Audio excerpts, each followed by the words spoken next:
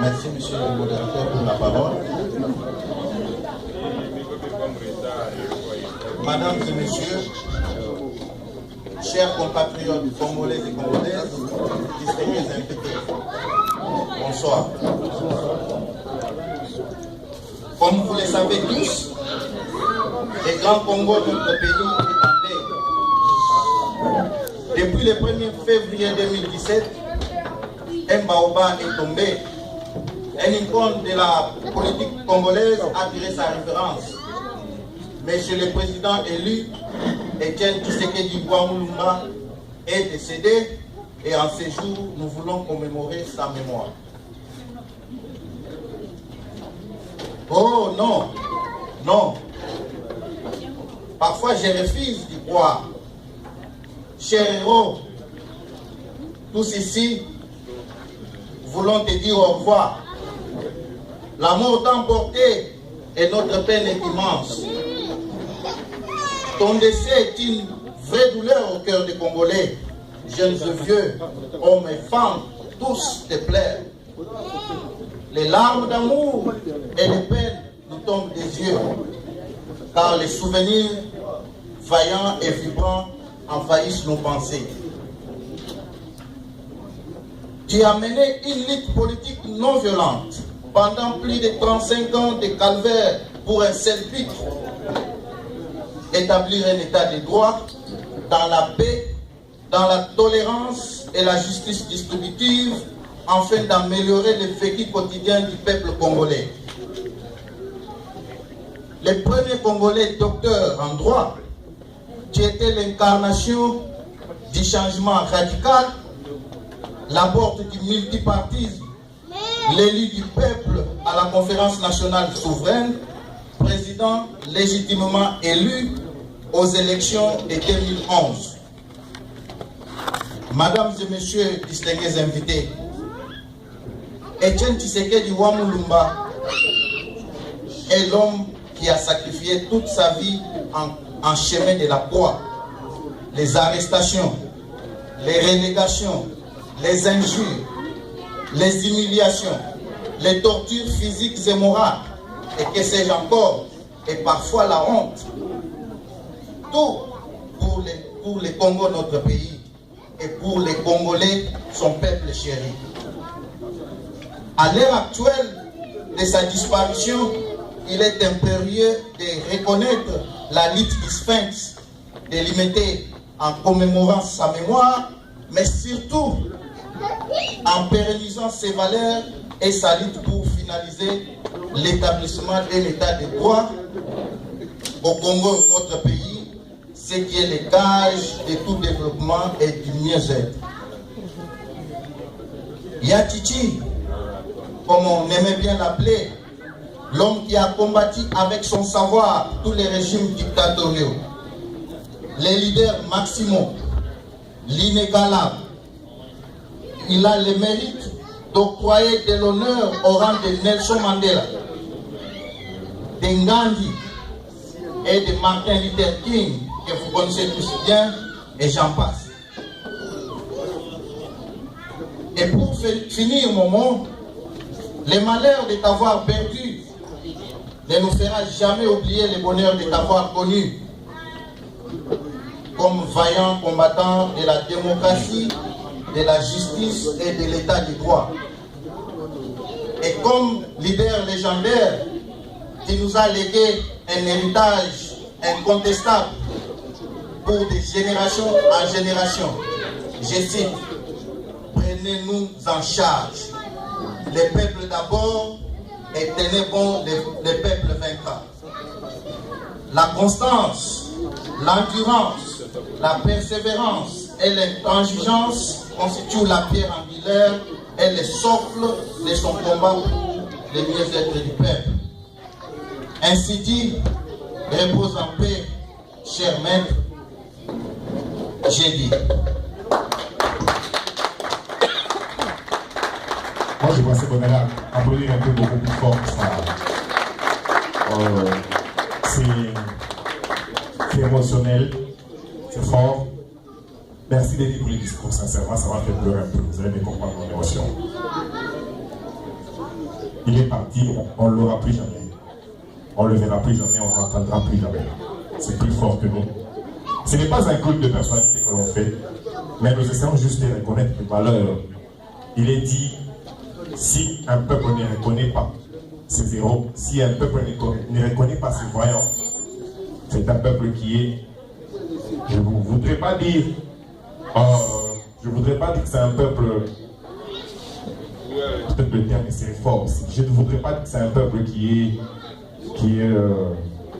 je ne voudrais pas dire ce terme, seulement un peuple pour qu'il avance, il doit reconnaître ceux qui sont passés avant, qui se sont battus, parce qu'il y a eu la colonisation. Le Mumba, c'est le père de l'indépendance. Il s'est battu avec les Blancs. Il a fait partie des Blancs et a fait comprendre que le Congo peut être géré par les Congolais lui-même. Et qui s'est devenu. Il s'est battu aujourd'hui, d'une manière ou d'une autre. Quand on a combien de partis politiques? 450 partis politiques dans le pays. Je crois que c'est un des héritages qu'il nous a laissé. C'est grâce à lui que nous pouvons, on a plus de 70 médias maintenant, même plus. Et moi je crois qu'il est quand même parmi les rares politiciens connus, alors qu'on n'avait qu'une seule chaîne de télévision. Il était connu partout, même dans les fonds du Congo. Il y a beaucoup de politiciens aujourd'hui qui sont connus grâce à l'internet, il y a des réseaux sociaux par-ci par-là, mais c'est quand même parmi les rares qui a été connu, même dans les fonds du Congo, alors qu'il n'y avait qu'une seule chaîne de télévision, et lui était opposant. Il s'est beaucoup battu, il a subi beaucoup de tortures, il a subi beaucoup d'humiliations, beaucoup de relégations. C'est plus fort. Perdre quelqu'un comme ça, peut-être je suis mal placé pour parler de lui, comprenez mon émotion, peut-être je suis mal placé. Mais au moins, je souhaiterais parfois qu'on ait quand même des colloques ou des conférences quand même. Il y a une fissure des communications entre les générations passées et les générations qui sont en train de venir. Nous avons du mal à parler de notre propre pays, même à nos enfants. C'est une malédiction ou quoi? Moi je ne sais pas. Peut-être vous nous aiderez ensemble. Bon. Ça, je m'adresse à la communauté congolaise. Papa Albert Kaloji, c'est à vous que je m'adresse. Organisez-nous parfois des colloques. On est ici, on ne parle jamais de notre pays. Nous nous retrouvons juste pour la fête. Nous nous retrouvons juste pour des barbecues. Nous ne parlons jamais de notre pays. Et ça, c'est une malédiction. Papa Albert, please, organisez-nous des colloques où on peut juste échanger des informations. Il y a des gens qui connaissent beaucoup ici. Il y a des gens qui ont réellement été à l'école. Il y a des gens, je suis vraiment désolé. Oui, les ressources, ce n'est pas tout le monde qui participe. C'est vrai, il faut déjà le faire. Nous devons parler de notre pays, c'est notre pays. Nous devons parler de nos héros. Des gens qui sont battus, des gens qui...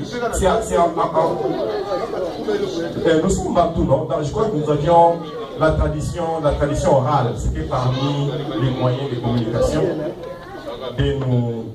C'était un des moyens. Comment on dit ça? La tradition orale. C'était une des sources de communication. Docteur Willy, c'est une des sources de communication, la tradition orale. Papa Wayna Bana, il parle au moins de ce que le grand-père a fait, ce que le papa a fait et de ce qui sera demain. Sinon, on ne peut rien pouvoir. Si nous disons le Congo va changer, si on dit qu'on peut changer, le Congo va changer en Angola, nous devons commencer nous-mêmes par changer. Et je suis vraiment désolé, comprenez mon émotion. Et je vais inviter quelqu'un qui va lire le CV, ce qui a été dit ou ce qui a été dit. Mon ami Freddy Chabala, merci de nous parler un peu du CV brièvement. Merci. Tu as 3-4 minutes. Ça ne va pas être très ennuyant, mais c'est des choses importantes parce qu'il y a des choses qui ne sont pas dites, c'est voilé et chacun a une image de ce qu'il a par rapport à la personne qui est décédée. Merci Freddy. Merci beaucoup mon frère Joël. Nous savons qu'un peuple qui ne reconnaît pas son passé n'a pas la chance de bien fixer son futur. Alors c'est pour cette raison-là, parce que nous parlons d'un homme qui était grand, qui a fait de grandes choses dans notre pays, qui a été le centre d'union pour toute la nation. Il n'y a jamais eu un opposant, un politicien, qui partout dans tout le pays, tout le monde se reconnaît en lui. Alors à cette occasion, la meilleure des choses à faire, c'est reconnaître tout ce qu'il a pu faire pendant son combat, pendant sa vie. C'est aussi une manière d'exprimer la profondeur de sa force et de tout ce qu'il a pu entreprendre pendant sa vie politique.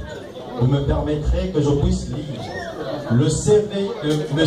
Etienne Tshisekedi, de son vivant, il a pu écrire de sa propre main. Nous avions voulu faire quelque chose de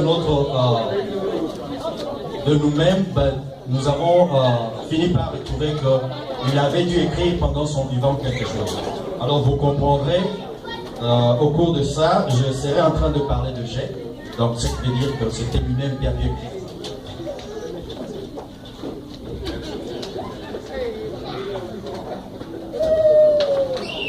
Fiche de biographie de M. Etienne Tshisekedi Wamulumba. Il est né dans le territoire de Kabea Kamwanga, du district de Chilenge, de la province du Kasaï oriental, en République démocratique du Congo. Études faites primaires à la mission catholique de père de jésuites à Kabulunda, Kasaï occidental, secondaire humanité gréco-latino au collège Saint-Jean-Bertrand de Kampondé au Kasaï occidental. Université à la faculté de droit de l'université de Lovanium, le Port-Ville, qui est actuellement appelée Université de Kinshasa.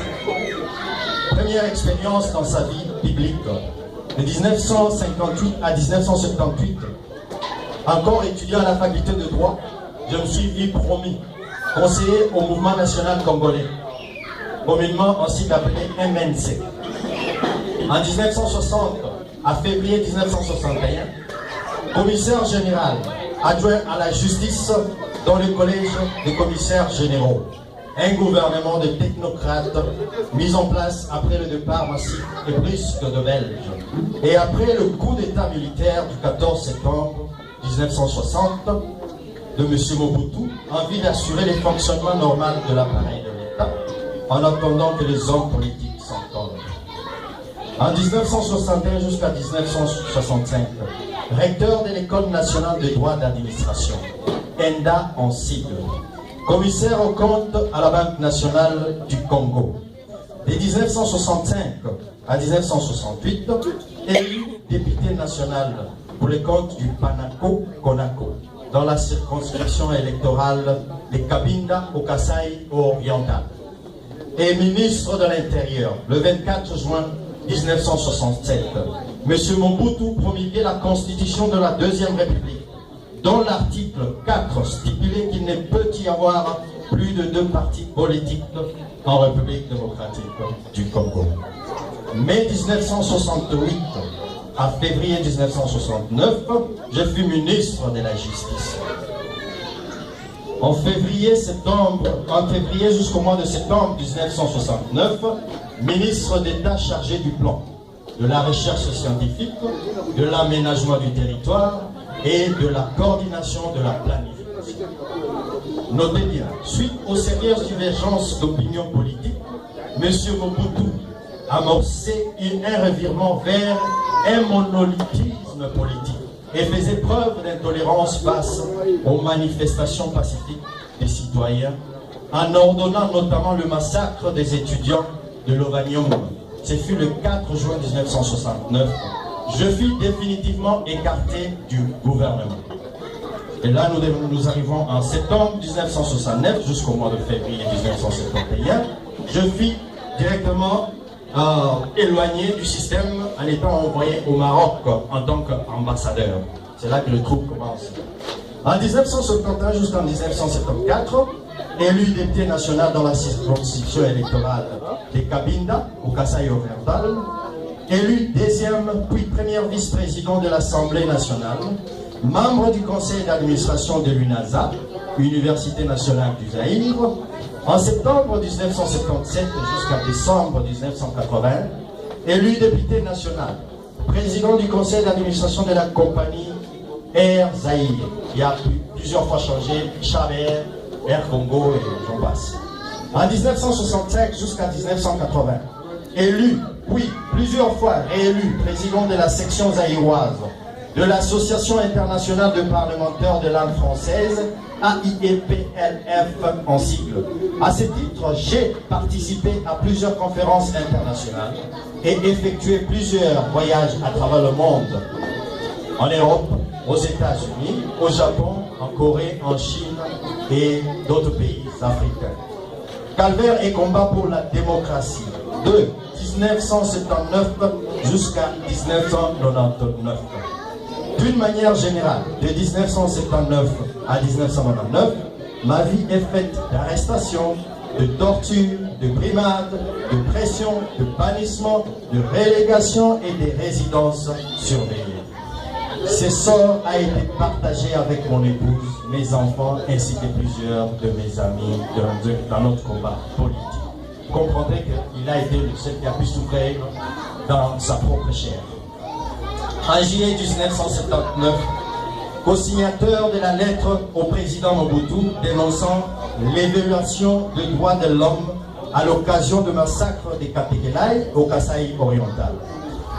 En décembre 1980, co-signateur de la lettre ouverte au président de la République, lettre signée par 13 parlementaires et pour laquelle mes amis et moi-même serons arrêtés. Déchus de nos mandats parlementaires. J'étais en prison, moi à Kisangani d'abord, dans la province orientale, à Kabeya-Kamwanga, ensuite dans la province du Kasaï oriental. Le 15 février 1982, création de l'Union pour la démocratie et le progrès social, IDPS en sigle. Parti politique dont je suis un fondateur et présentement le président national. Arrestation des fondateurs de l'IDPS, condamnation à 15 ans de prison ferme. Je suis envoyé dans la prison de Belingo, territoire d'Oche, province de Bantou. En 1983, j'ai été libéré. Relégation ensuite en novembre 1983 dans mon village d'origine, on m'a appelé Moupopa, avec mon épouse et mes enfants. Vous comprenez, je faisais que faire mon combat et en autre temps en train de vivre aussi les calvaires de ce que je faisais comme combat. En 1985, incendie criminel de mon village, relégation dans le territoire d'Issangui, province orientale. Libération en fin février 1985, arrestation en octobre 1985 et condamnation à 18 mois de prison à Makala dans la ville de Kinshasa pour outrage au chef de l'État. C'était le seul crime que j'ai pu commettre pour être en prison cette année. En 1986, libération en février 1986, arrestation en juin 1986 et relégation dans mon village d'origine, au Pompa. 1987, libération d'informations politiques en Europe, aux États-Unis d'Amérique, au Canada. Revenant de ce périple, je suis brutalement interpellé et molesté à l'aéroport d'Engeli. Mon seul crime que j'ai pu commettre en 7 ans, c'était d'avoir porté la cravate comme la mienne. C'est tout ce qui m'a amené à être emprisonné et torturé.